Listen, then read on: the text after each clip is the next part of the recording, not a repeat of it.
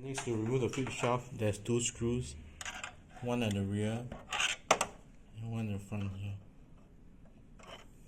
Okay. Make sure that the harness is out of the catch here. Okay. Proceed to unscrew.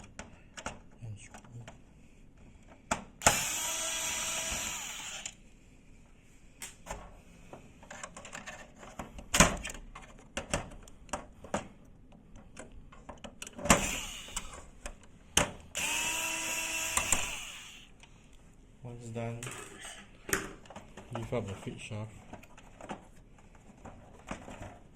from its position, slide slightly outwards to clear this plastic part, and lift up the feed shaft.